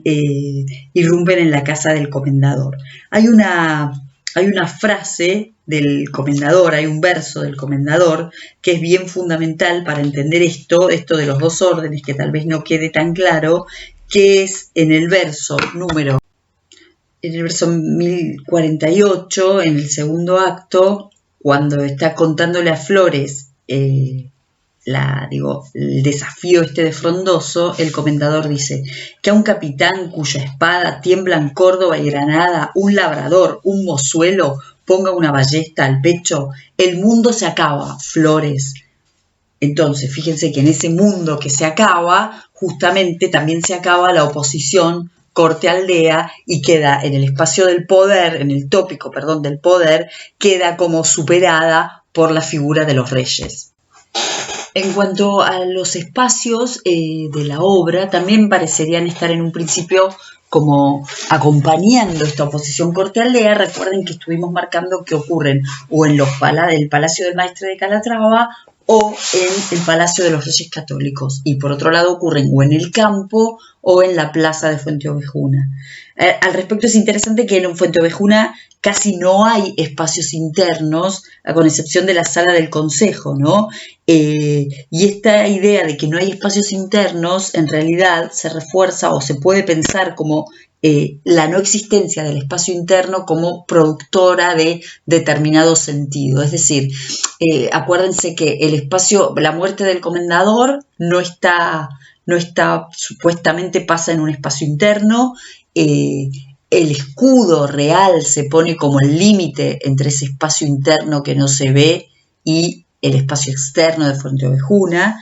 Y por otro lado, la otra cuestión interesante para pensar sobre los espacios internos de Fuenteovejuna es que tampoco se ve el momento de la tortura, ¿sí? El momento de la tortura no se hace en escena, sino que se hace en un espacio adentro que no se ve. Es decir, parecería que en Fuenteovejuna el espacio interno es siempre el espacio de la violencia, ¿no? Y eso, digo, es interesante también para volver a pensar esta instancia final de los reyes como superadores de todas estas cuestiones y que se ve esto acompañado en la dinámica de construcción de los espacios dramáticos.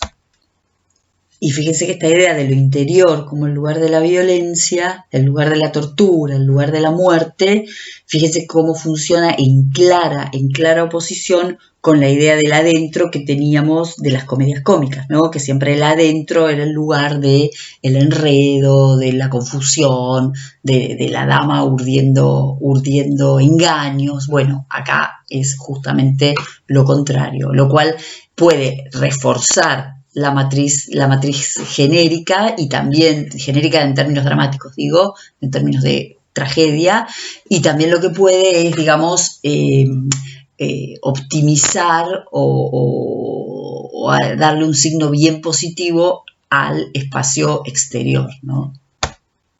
El espacio exterior como el espacio de la ruralidad. Y en consonancia con esto, el espacio de la libertad, ¿no? O sea, eso también hay que marcarlo.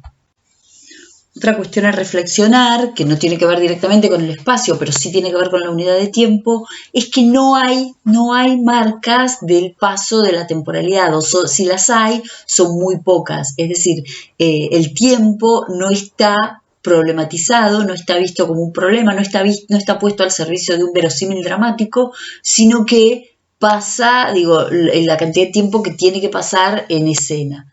En ese punto podemos pensar que, podría haber dos teorías, ¿no? Por lo menos a mí se me ocurre que podrían pensarse desde dos ángulos diferentes. El primero podría ser que la materia histórica, digo, el contenido histórico es tan fuerte que no necesita una temporalidad ancilar construida desde lo dramático. Y la otra teoría podría ser que se está planteando un problema cuasi universal, con lo cual tampoco es necesario que pase el tiempo porque es un problema que puede desarrollarse en un no tiempo, ¿sí? Digo, esas son las dos teorías que se me ocurren para pensar el manejo de la temporalidad en la obra. Bueno, la idea de los personajes, estuvimos hablando bastante. La idea fundamental es la presencia de este protagonista colectivo, o sea, es un poco lo que estuvimos hablando sobre la manera de resolver la situación, sobre los habitantes de Fuenteovejuna. Hay como algunas cuestiones un poco ambiguas con la comicidad. ¿Qué pasa con la comicidad? Hay personajes que se construyen de acuerdo a algunas coordenadas cómicas, pero lo interesante es que estos personajes que en realidad no vinieron construyéndose como el gracioso. Es el caso, por ejemplo, de Mengo. No es todo definido como gracioso. pero lo interesante es que en pleno momento de la tortura, ¿sí? Cuando la obra adquiere su lugar más trágico, y es como que directamente adopta las características del gracioso, como para relajar un poco la tragicidad. De hecho, en lo que tiene que ver, una de las características del gracioso es que nunca puede guardar un secreto, ¿no? Siempre dice las cosas que le piden que no diga, con lo cual todo el mundo, cuando Mengo, que le adjudican ese rasgo, y entra a la tortura, todo el mundo piensa que va a confesar. Pero Mengo no solo no dice nada, sino, fíjense, cuando le dicen en el verso 2248, le dice, ¿quién le mató? Y dice, Señor, fuente ovejúnica. O sea, hace como un juego con el lenguaje que es un rasgo de los graciosos, ¿sí? Eso, digo, es para relajar un poco la tensión que provocaría esa escena, ¿no? Esa escena que piensan que si bien no se ve, pero están los gritos y bueno, y en el momento ese es que con eso solo se rompe de alguna manera el riesgo trágico, ¿no? Con este pequeño verso en donde está como este diminutivo y este no respetar del personaje las características del gracioso que se le están adjudicando, ¿no? Que es esto que no puede guardar un secreto, que cuenta todo, que bueno, y acá no pasa eso. Bueno, eso me parece interesante. Lo que les traje yo, o sea, no tiene mucho que ver, pero para que pensemos el protagonista colectivo, como muchas veces el protagonista colectivo en realidad, bueno, no solamente como que sigue funcionando la idea de protagonista colectivo, ¿no? Es un poco lo que les decía yo, que el protagonista colectivo es como el único capaz de hacer avanzar la historia, pero como que sigue funcionando en pequeñas cuestiones. Yo acá les traje un video de una especie de, también como un tráiler de Fuente Ovejuna, del diálogo sobre el amor, de una versión que puso la Compañía Nacional de Teatro Clásico, pero la compañía joven, ¿sí? O sea, sería como un sub, no sé, un sub 30, algo así. Así que bueno, es para pensar un poco cómo el protagonista colectivo se va redefiniendo y recontextualizando, ¿no? Esto que decíamos que es esta capacidad tan proteica del teatro histórico. ¿Qué dice Mengo? Una cosa que siendo cierta y forzosa la niega. A negarla vengo porque yo sé que es verdad. ¿Qué dices? Que no hay amor. Existe amor y es rigor. Es rigor y es necedad. Sin amor no se pudiera ni aún el mundo conservar. Yo no sé filosofar. Leer ojalá supiera. Armonía es puro amor. Porque amor es concierto. Del natural yo os advierto que yo no niego el valor. Amor hay. Y el que entre sí gobierna todas las cosas. Correspondencias forzosas de cuanto se mira aquí. Si yo jamás he negado que cada cual tiene amor correspondiente a su humor, que le conserva en su estado.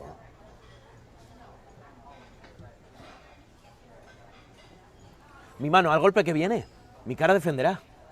Mi pie huyendo estorbará el daño que el cuerpo tiene. Se cerrarán mis pestañas y al ojo le viene mal, porque es amor natural. Pues ¿de qué nos desengañas? De que nadie tiene amor más que a su misma persona. ¿Estamos todos a una? ¿O no?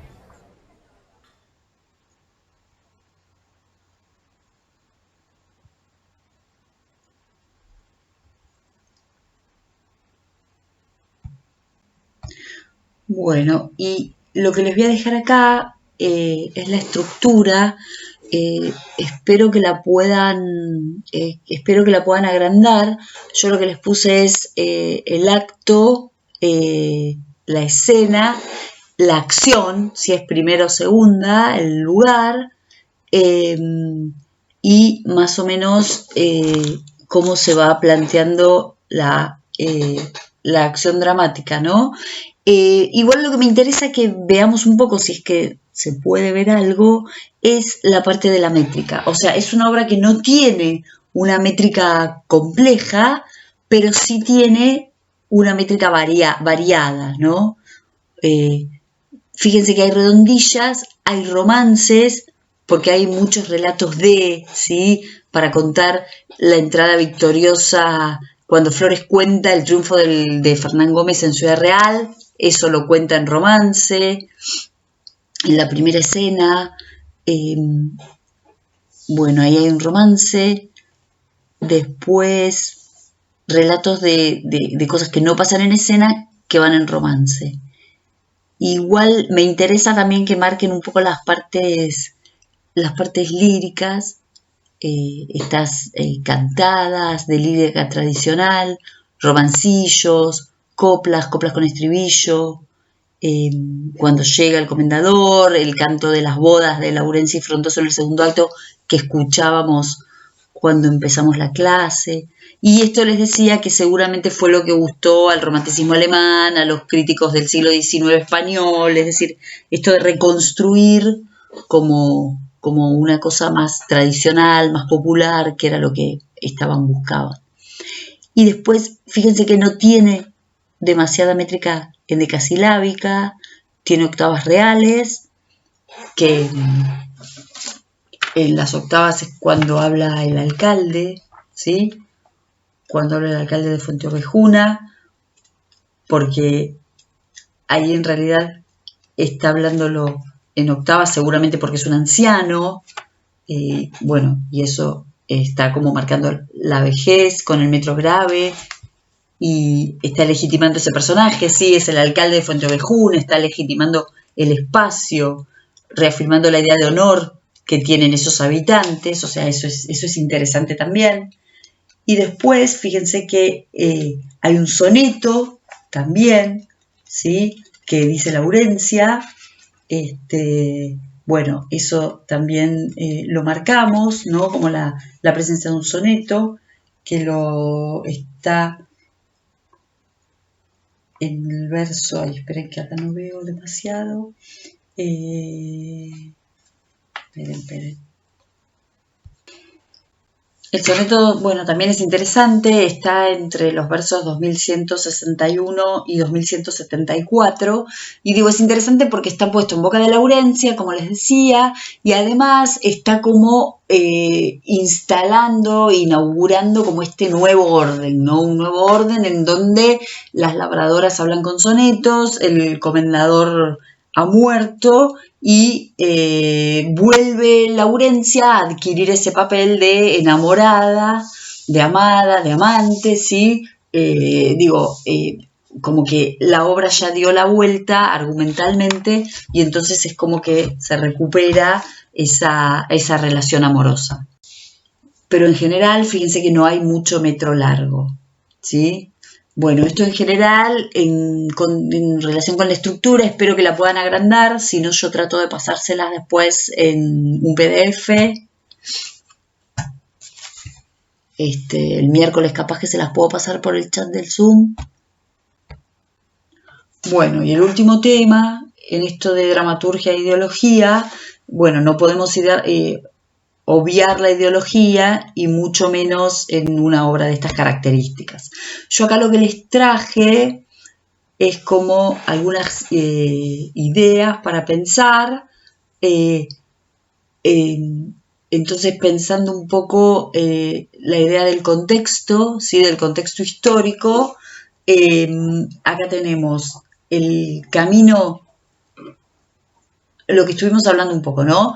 El camino hacia la monarquía absoluta, la necesidad de una modificación de hábitos en la nobleza, el abandono del ejercicio militar, de la violencia privada, el paso hacia la nobleza cortesana, que es otro tipo de nobleza, ¿sí? Que es algo que vamos a ver, que están pensando otras cosas, que el síntoma de esto es el verso que les decía de el mundo se acaba a flores, ¿no? Es como la clave acá para pensar estos pasos entre un mundo y otro. Y es esto, ¿no? El mundo tal como el comendador lo conoce, ¿sí? El mundo de las órdenes militares, el mundo de la violencia privada ejercida por los militares, el mundo que tiene que pasar hacia otra nobleza, que redefina las relaciones y las lealtades y las relaciones económicas y de producción. O sea, eso se cae hacia la monarquía, ¿no? O sea, se cae hacia allí. Así que ese es un poco el contexto histórico. De ahí que nos está diciendo estas cosas, nos está planteando esto.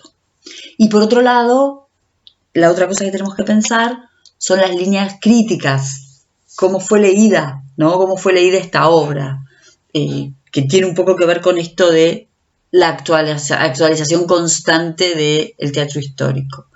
Las líneas críticas están un poco resumidas en estos dos artículos, el de Rosas y el artículo que tienen de Rivero Iglesias. Son dos artículos de la bibliografía en donde van a poder ver cuáles fueron a grandes rasgos las líneas críticas de la obra. Y en realidad lo que se puede plantear es una especie de gran oposición, una gran oposición entre percibir a Fuenteovejuna como un drama político, ¿sí?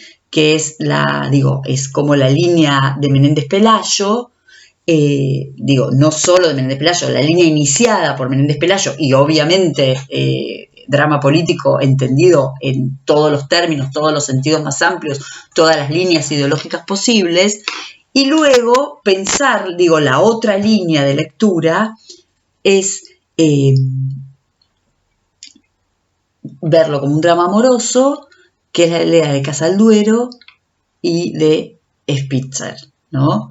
Lo que ellos piensan es que en realidad Fuenteovejuna es un drama amoroso en lo cual se está planteando un universo ilírico, una edad de oro, y viene el comendador a romper con esa ilusión arcádica. Es casi leyéndolo en términos pastoriles, ¿no? Estas son las dos grandes líneas.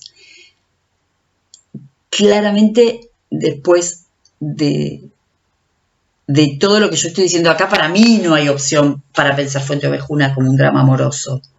Pero bueno, pensémoslo entonces como un drama político. Y las posibilidades son, discernir si es una obra reaccionaria o revolucionaria, ¿no? Entendiéndolo como un drama político, el problema es discernir esto.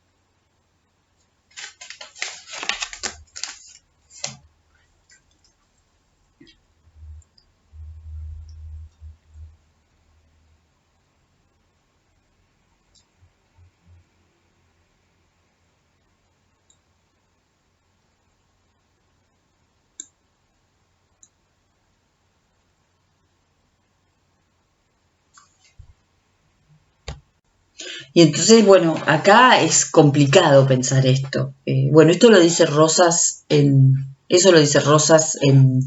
su artículo. La Rusia zarista representaba a Fuenteovejuna con el final, con todo.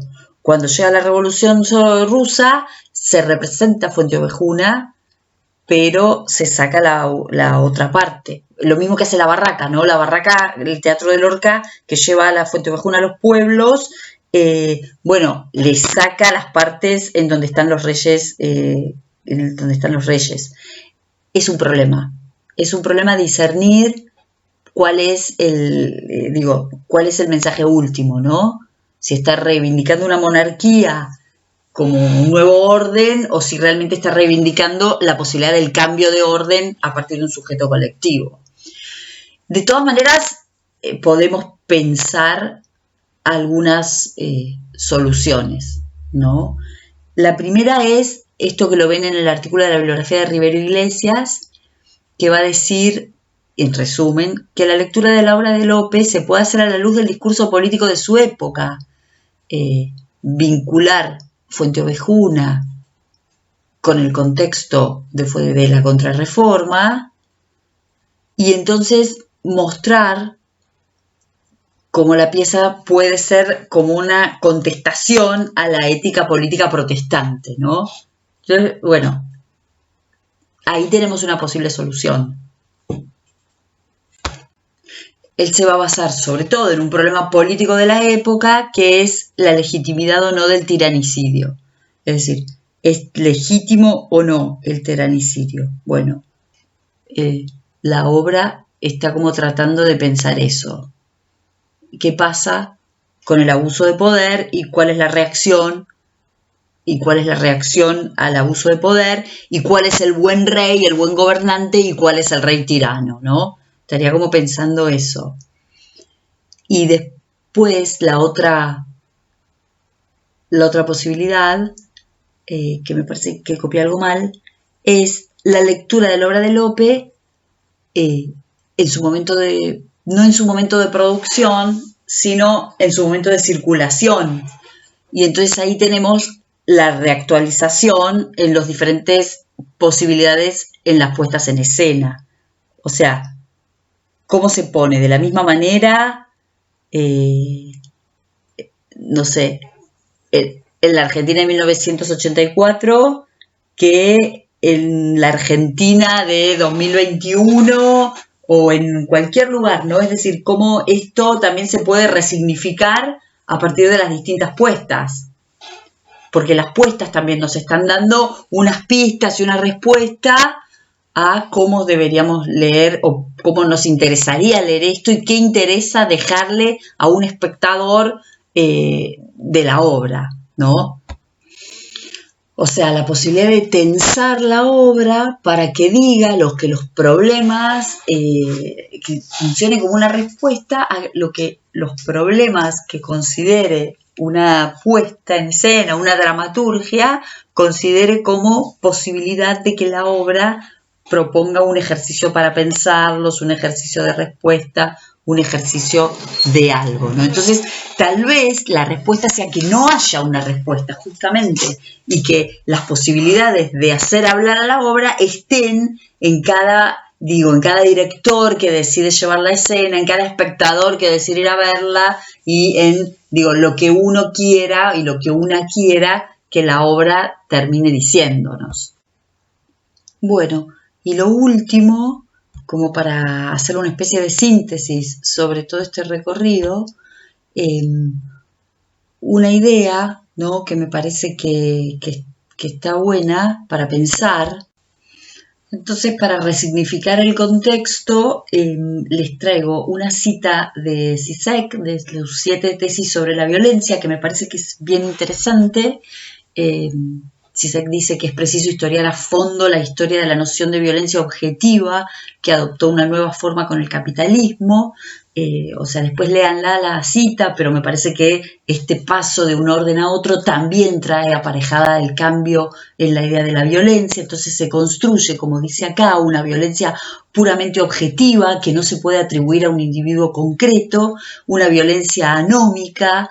Bien, entonces me parece que esta cita es bastante útil para pensar justamente esto que estábamos viendo recién, ¿no? Esta suerte de imposibilidad de entender o de definir si estamos frente a una obra reaccionaria o una obra revolucionaria.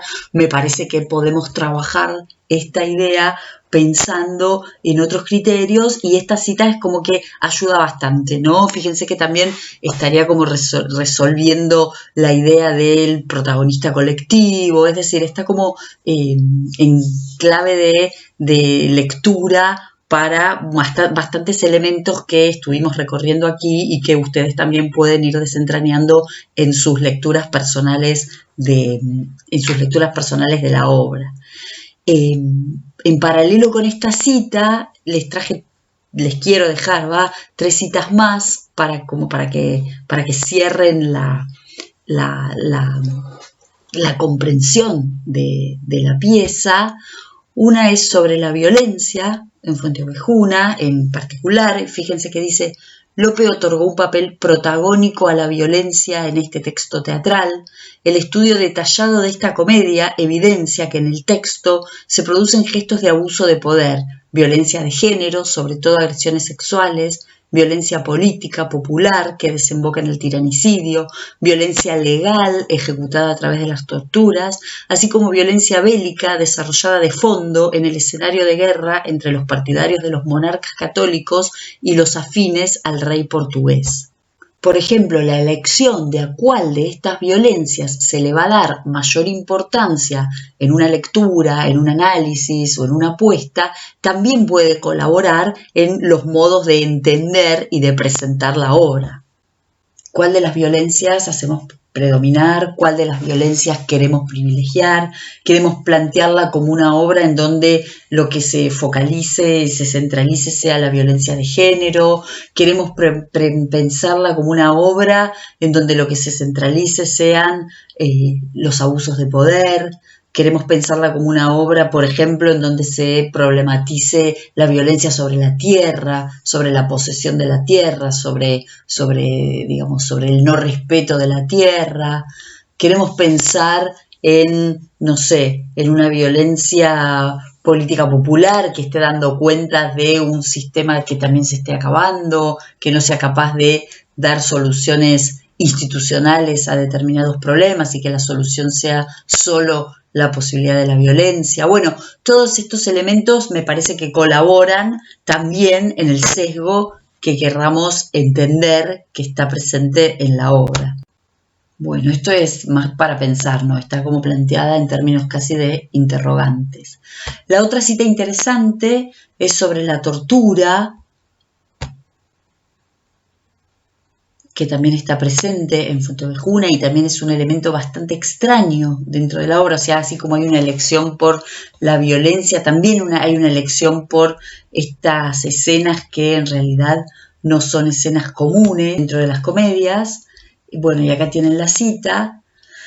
Dice: los habitantes de Fuenteovejuna están atrapados en un sistema de poder que descansa sobre sus cuerpos y sobre sus actividades productivas.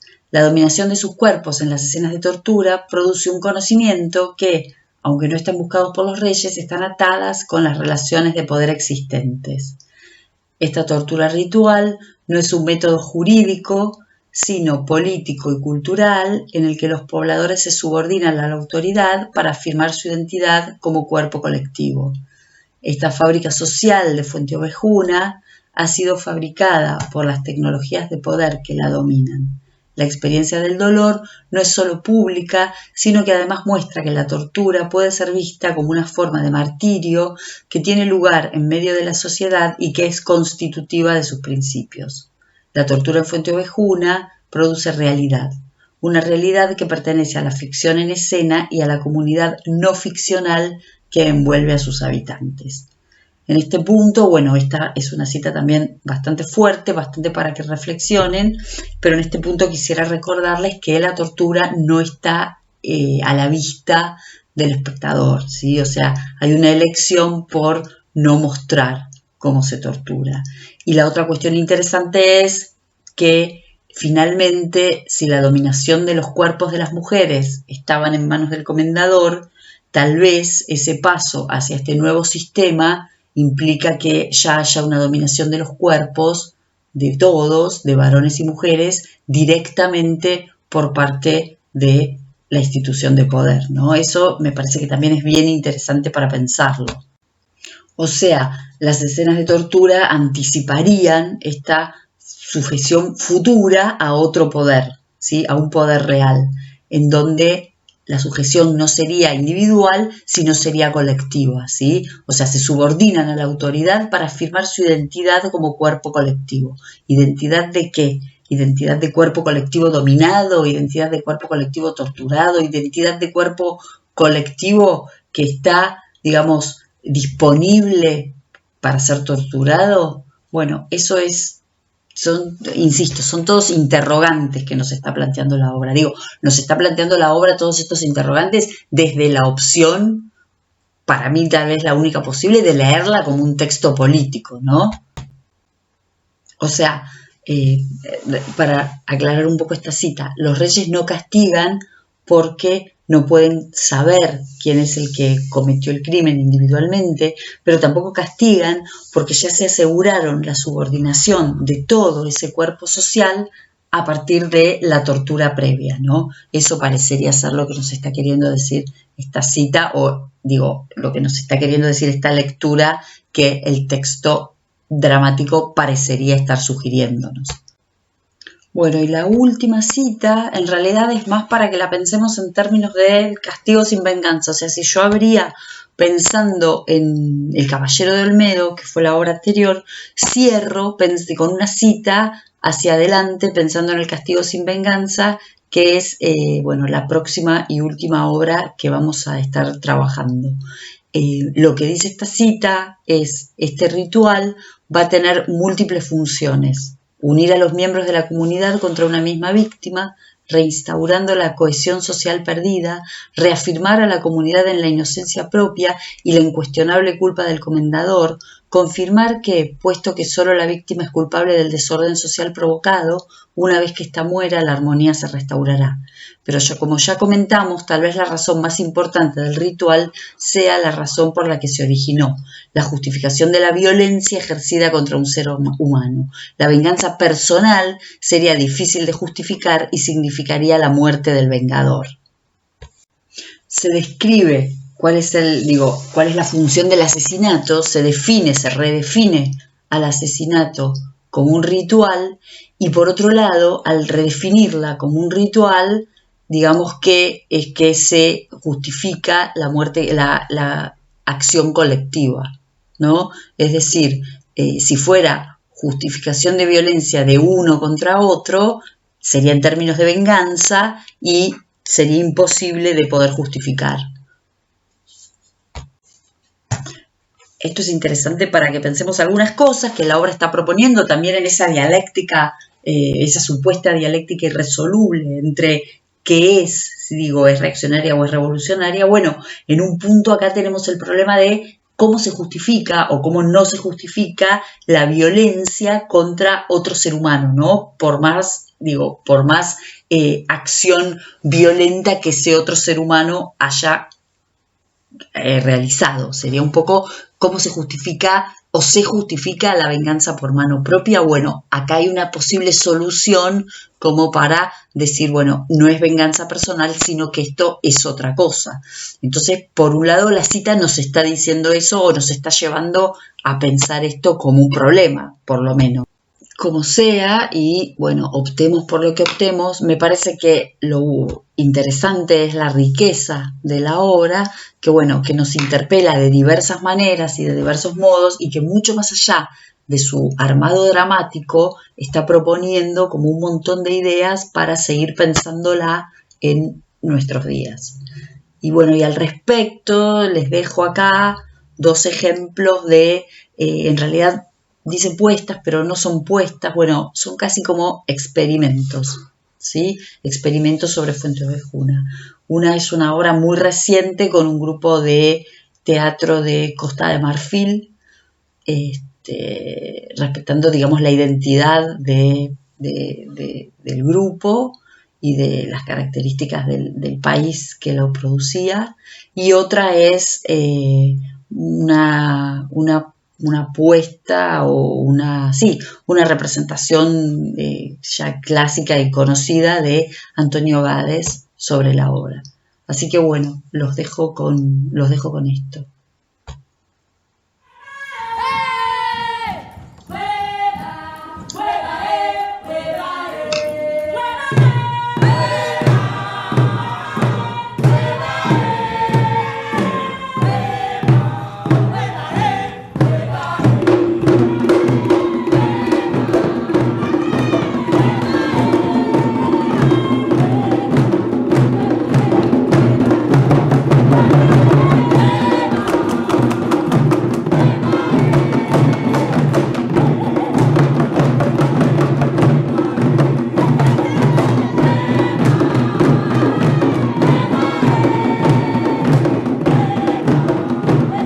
El mundo iluminado y yo despierta.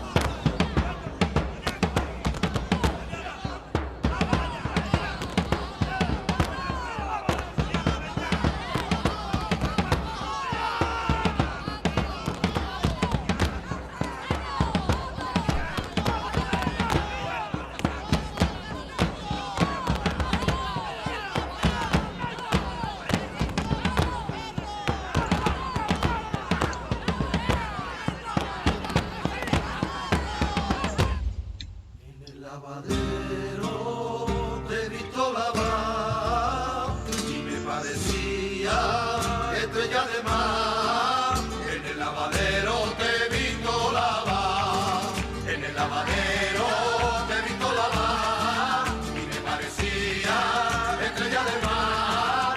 En el lavadero te vi toda la. Paso el río y paso el puente, siempre te encuentro lavando. Con el agua te divierte y a mí me va olvidando. En el lavadero te vi toda la y me parecía estrella del mar. En el lavadero te vi toda la. Tiene unos ojos, niña, como rueda de molino, que muelen los corazones como granito de trigo. En el lavadero te vi toda la y me parecía estrella de mar. En el lavadero te vi toda la.